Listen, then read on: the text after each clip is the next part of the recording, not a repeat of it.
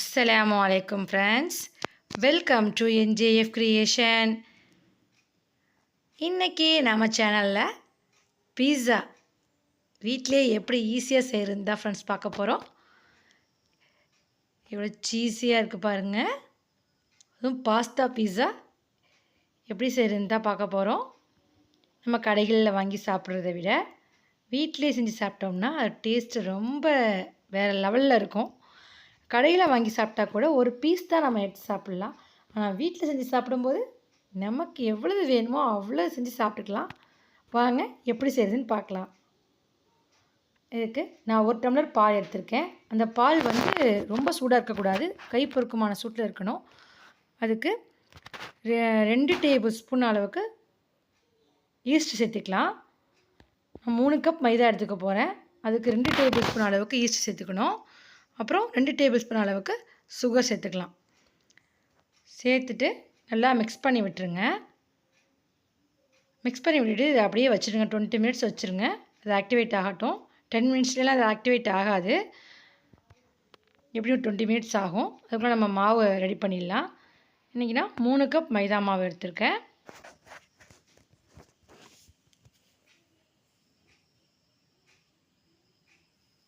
மாவுக்கு தேவையான அளவுக்கு உப்பு சேர்த்துக்கலாம்.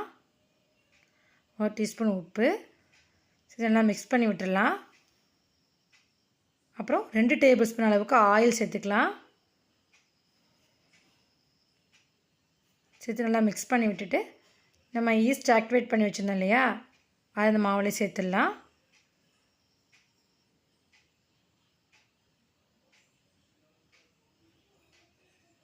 சேர்த்துட்டு கொஞ்சம் கொஞ்சமாக தண்ணி சேர்த்து மாவு பிசைஞ்சிக்கலாம். ஏன்னா நம்ம பால் சேர்த்துருக்கதே உங்களுக்கு தண்ணி அதிகமாக சேராது. அதனால் கொஞ்சம் கொஞ்சமாக தண்ணி சேர்த்துட்டு மாவு ஒரு 10 நிமிஷம் வரைக்கும் நல்லா பிசைஞ்சிக்கோங்க. மாவு பிசைஞ்சாச்சு. இப்போது இதுக்கு மேலேயே 1 டேபிள் ஸ்பூன் அளவுக்கு ஆயில் சேர்த்துட்டு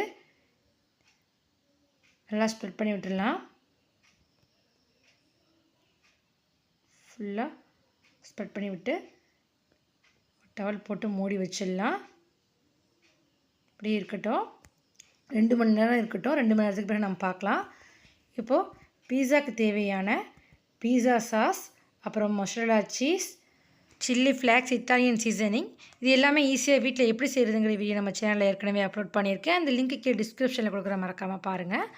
இப்போ பீஸாவுக்கு மேலே வைக்கிறதுக்காக கொஞ்சம் தக்காளி கட் பண்ணி வச்சுருக்கேன். அப்புறமா கொஞ்சம் வெங்காயம், அப்புறம் க்ரீன் கலர் குடமிளகாய் எடுத்திருக்கேன்.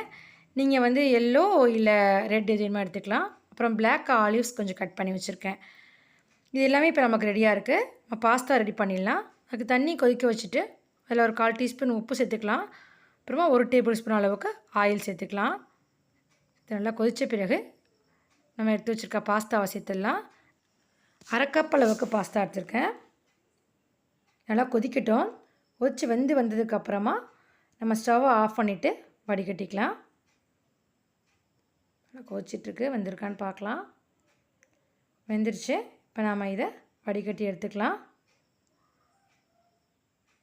இப்போ நம்ம பாஸ்தா ரெடி பண்ணிடலாம். அதுக்கு ஒரு பேனில் 2 டேபிள் ஸ்பூன் அளவுக்கு பட்டர் சேர்த்துக்கலாம். பட்டர் மெல்ட் ஆகணும். மெல்ட் ஆன உடனே நான் ஒரு பூண்டு ஒரு 4-5 பல் தோல் உரிச்சிட்டு இந்த மாதிரி பொடிசாக கட் பண்ணி எடுத்து வச்சுருக்கேன். அது கூட சேர்த்துக்கலாம். அப்புறம் கொஞ்சமாக வெங்காயம் பொடிசாக கட் பண்ணி வச்சுருக்கேன். அதையும் இது கூடவே சேர்த்துக்கலாம். இது எல்லாமே நான் 1/2 கப் பாஸ்தாக்குள்ளே மெஷர்மெண்ட்டு தான் சொல்கிறேன். அப்புறம் கேரட் சும்மா 1 டீஸ்பூன் சேர்த்துக்கோங்க. அப்புறம் சில்லி சாஸ் 1 டேபிள் ஸ்பூன் அளவுக்கு சேர்த்துக்கலாம். இது ஹோம்மேட் சாஸ் தான். இன்ஷா அல்லாஹ் நான் எப்படி சில்லி சாஸ் வீட்டிலேயே செய்கிறாங்க வீடியோ நான் கூடிய சீக்கிரமே அப்லோட் பண்ணுறேன். அப்புறம் 2 டேபிள் ஸ்பூன் அளவுக்கு மில்க் ஆட் பண்ணிக்கலாம். மில்க் ஆட் பண்ணி நல்லா மிக்ஸ் பண்ணி விட்டுருங்க. இப்போது இதில் 1/4 டீஸ்பூன் இத்தாலியன் சீசனிங், அப்புறம் 1/4 டீஸ்பூன் சில்லி ஃப்ளேக்ஸ்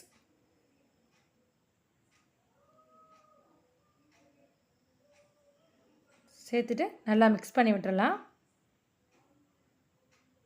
இப்போ நம்ம பாஸ்தா எடுத்து வச்சுருந்தோம் இல்லையா, வேக வச்சு எடுத்து வச்சுருந்த பாஸ்தாவே இது கூடவே சேர்த்துடலாம்.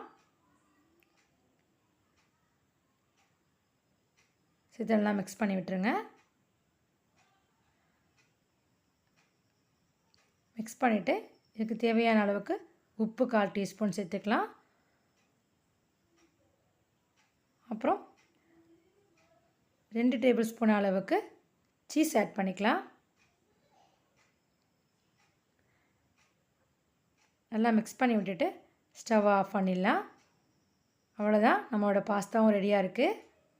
இப்போ நம்ம மாவு பார்க்கலாம். 2 மணி நேரம் ஆயிடுச்சு. மாவு நல்லா உப்பி வந்திருக்கு பாருங்கள். இப்போ மறுபடியும் இந்த மாவை 2 நிமிஷம் நல்லா பிசைஞ்சிக்கலாம். 2 நிமிஷம் நல்லா பிசைஞ்சிட்டு அப்புறமா ஒரு பெரிய பால் சைஸுக்கு நம்ம மாவை உருட்டிக்கலாம். பாருங்கள், இந்த மாதிரி உருட்டி எடுத்துக்கலாம். இப்போ நம்ம பீஸா ரெடி பண்ணுறதுக்கு முன்னாடி ஸ்டவ்வில் ஒரு அடிகனமான பாத்திரத்தில் கொஞ்சமாக தூள் உப்பு ஒரு லேயருக்கு ஆட் பண்ணிவிட்டு நம்ம பீஸா வைக்கக்கூடிய இந்த ட்ரே தூக்கி வைக்கிறதுக்காக ஒரு ஸ்டாண்ட் வச்சு 15 மினிட்ஸ் ஹை ஃப்ளேமில் வச்சிடலாம். இப்போ நம்ம பீஸா ரெடி பண்ணுறதுக்கு மாவு வளர்த்துக்கலாம். மாவு வளர்க்கும்போது ரொம்ப திக்காகவும் இல்லாமல் தின்னாகவும் இல்லாமல் பார்த்துக்கணும். ரொம்ப திக்காக இருந்துச்சுன்னு சொன்னால் பேக் ஆகும்போது கொஞ்சம் டைம் எடுக்கும்.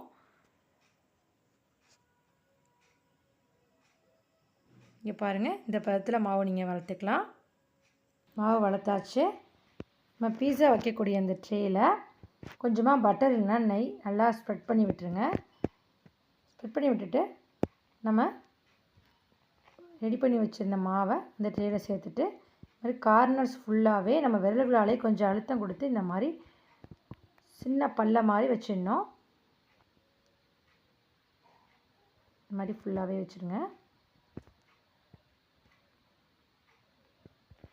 இப்போ எப்படி இருக்குது பாருங்கள். இப்போ இதுக்கு மேலேயே ஒரு டூத்பிக் இல்லைன்னா இது மாதிரி ஃபோக் ஸ்பூன் வச்சுட்டு இது மாதிரி ஹோல்ட் பண்ணிக்கலாம். ஃபுல்லாக ஹோல்ட் பண்ணிவிட்டு நம்ம ரெடி பண்ணி வச்சுருந்த பீஸா சாஸ் நல்லா ஒரு டேபிள் ஸ்பூன் அளவுக்கு சேர்த்து நல்லா ஸ்ப்ரெட் பண்ணி விட்டுடலாம். ஸ்ப்ரெட் பண்ணிவிட்டு கொஞ்சமாக சீஸ் ஆட் பண்ணிக்கலாம். அதுக்கு மேலேயே நம்ம கட் பண்ணி வச்சுருந்த ஆனியன், அப்புறம் கொஞ்சம் டொமேட்டோ, அப்புறம் கொஞ்சம் கேப்சிகம் எல்லாமே வச்சுட்டு பிளாக் ஆலிவ்ஸ் அதையும் வச்சுட்டு இதுக்கு மேலவே நம்ம ரெடி பண்ணி வச்சுருந்த மொசரல்லா சீஸ் ஆட் பண்ணிக்கலாம். பீஸாவுக்கு பார்த்திங்கன்னா உங்களுக்கு மொசரல்லா சீஸே போதும். வேணும்னா நீங்கள் செடார் சீஸ் கூட கொஞ்சம் வாங்கி அதையும் கொஞ்சம் நீங்கள் நல்லா ஆட் பண்ணிக்கலாம். நல்லாயிருக்கும், கலர்ஃபுல்லாக இருக்கும் பீஸா பார்க்குறதுக்கு. இப்போது நம்ம கார்னர்ஸ் ஃபுல்லாக கொஞ்சமாக பட்டர் ஸ்ப்ரெட் பண்ணி விட்டுக்கலாம். மேலேயே நம்ம சில்லி ஃப்ளேக்ஸ், இத்தாலியன் சீசன் இது ரெண்டுமே ஆட் பண்ணிடலாம். ஆட் பண்ணிவிட்டு நம்ம ஹீட் பண்ணி வச்சுருந்த பேனில் பீஸா ட்ரேயை சேர்த்துட்டு ஃபுல்லாக கவர் பண்ணிவிட்டு ஸ்டவ்வை மீடியம் ஃப்ளேமில் 15 மினிட்ஸ் வச்சுக்கலாம். இப்போ நம்ம தவாவில் எப்படி பீஸா பண்ணுறதுன்னு பார்க்கலாம். அதே மாதிரியே நம்ம மாவு வளர்த்துட்டு ஃபோக் ஸ்பூன் வச்சு நம்ம ஹோல்ட் பண்ணிவிட்டு தவாவை ஹீட் பண்ணி அதில் கொஞ்சமாக பட்டர் ஆட் பண்ணிக்கலாம். ஆட் பண்ணிவிட்டு நம்ம ரெடி பண்ணி வச்சுருந்த மாவை அதில் சேர்த்துடலாம். சேர்த்துட்டு ஒரு பக்கம் குக் ஆகின உடனே ஸ்டவ்வை ஆஃப் பண்ணிவிடுங்க, இல்லைன்னா லோ ஃப்ளேமில் வச்சுக்கோங்க. இப்போ இதுக்கு மேலேயே நம்ம பீஸா சாஸ் கொஞ்சம் அப்ளை பண்ணிவிட்டு அதுக்கு மேலே எல்லாமே நம்ம சேர்த்துக்கலாம். Onion, tomato, capsicum, olives, cheese இது எல்லாமே சேர்த்துட்டு சீசனிங் எல்லாமே சேர்த்துட்டு ஸ்டவ்வை லோ ஃப்ளேமில், மீடியம் ஃப்ளேமில் வைக்க வேண்டாம், லோ ஃப்ளேமில் ஒரு 10 மினிட்ஸ் வச்சு கவர் பண்ணிவிடுங்க. ஃபுல்லாக மூடிடுங்க. இந்த மாதிரி மூடி வச்சுருங்க. பாருங்கள், ரெண்டுமே நமக்கு ரெடி ஆகிட்டுருக்கு. வாவ், இன்னுமே சூப்பராக ரெடி ஆகிடுச்சு. இப்போ நம்ம பாஸ்தா பீஸா ரெடி பண்ணிடலாம். அதுக்கு அதே மாதிரியே நம்ம மாவு வளர்த்துட்டு அந்த ட்ரேயில் ஃபுல்லாக மாவை சேர்த்துட்டு இந்த மாதிரி ஃபோக் ஸ்பூன் வச்சு ஹோல்ட் பண்ணிவிட்டு ரெடி பண்ணி வச்சுருந்து பீஸா சாஸ் அதை ஃபுல்லாக ஸ்ப்ரெட் பண்ணி விட்டுடலாம். ஸ்ப்ரெட் பண்ணிவிட்டு இதுக்கு மேலே கொஞ்சமாக மொசரல்லா சீஸ். உங்களுக்கு வேணும்னா நீங்கள் ஆனியன் கேப்சிகம்லாம் சேர்க்கலாம். அப்படி இல்லைன்னா நீங்கள் பாஸ்தா மட்டுமே சேர்த்துக்கலாம். நான் இன்றைக்கி கொஞ்சம் ஆனியன் சேர்க்குறேன். அப்புறம் ஆலிவ்ஸ் கொஞ்சம் சேர்க்குறேன். சேர்த்துட்டு நாம் ரெடி பண்ணி வச்சுருந்த பாஸ்தாவை இதில் சேர்த்துக்கலாம். சேர்த்துட்டு அதுக்கு மேலேயே மொசரல்லா சீஸை நம்ம நல்லா ஸ்ப்ரெட் பண்ணி விட்டுடலாம். ஃபுல்லாக ஸ்ப்ரெட் பண்ணி விட்டுருங்க. நம்ம வீட்டிலேயே செய்கிறோங்கிறதுனால நம்ம எவ்வளோ வேணுமோ சீஸ் ஆட் பண்ணிக்கலாம். ரொம்ப சீஸியாக இருக்கும் நம்ம சாப்பிடும்போது. அப்புறம் இதுக்கு மேலேயே seasoning, chilli flakes, Italian seasoning இது எல்லாமே ஆட் பண்ணிக்கலாம். ஆட் பண்ணிவிட்டு இதோட கார்னர்ஸ்லேயும் கொஞ்சமாக பட்டர் ஆட் பண்ணிக்கலாம்.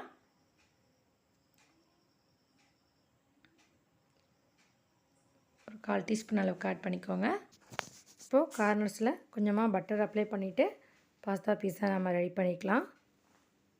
ஏற்கனவே நம்ம பீஸா பண்ண பேன் நம்மளுக்கு ஹீட்டாக ரெடியாக தான் இருக்குது. அதுலேயே நம்ம பாஸ்தா பீஸா ரெடி பண்ணிக்கலாம். ஸ்டவ்வை மீடியம் ஃப்ளேமில் வச்சு 15 மினிட்ஸ் வச்சுக்கோங்க. 15 மினிட்ஸ் ஆகிடுச்சு. ஓப்பன் பண்ணி பார்க்கலாம். சூப்பராக நமக்கு பாஸ்தா பீஸா ரெடி ஆகிடுச்சு. பார்க்கவே ரொம்ப சூப்பராக இருக்குல்ல ஃப்ரெண்ட்ஸ். டேஸ்ட்டும் ரொம்ப செமையாக இருந்தது. அவ்வளோதான், நம்மளோட பாஸ்தா பீஸா சூப்பராக ரெடி ஆகிடுச்சு. நம்ம ஈஸியாக அவன் இல்லாமல் சூப்பராக வீட்டிலையே பீஸா ரெடி பண்ணியாச்சு. அது மட்டும் இல்லாமல் 2 விதமான பீஸாவும் இன்றைக்கி நம்ம ட்ரை பண்ணியிருக்கோம். தவாவில் எப்படி பீஸா பண்ணுறதுன்னு பார்த்துருக்கோம். அதனால் வீட்டில் எல்லாருமே கண்டிப்பாக ட்ரை பண்ணி பார்ப்பீங்கன்னு நம்புகிறேன். கஷ்டமே கிடையாது பீஸா பண்ணுறது, ரொம்ப ஈஸி தான். ட்ரை பண்ணுங்கள். ட்ரை பண்ணி பார்த்துட்டு எப்படி இருந்துச்சுன்னு கமெண்ட் பாக்ஸில் கமெண்ட் பண்ணுங்கள். இந்த வீடியோ உங்களுக்கு பிடிச்சிருந்துச்சுன்னா லைக் பண்ணுங்கள், கமெண்ட் பண்ணுங்கள், ஷேர் பண்ணுங்கள், சப்ஸ்கிரைப் பண்ணி பெல் ஐகானை கிளிக் பண்ணுங்கள். தேங்க்ஸ் ஃபார் வாட்சிங்.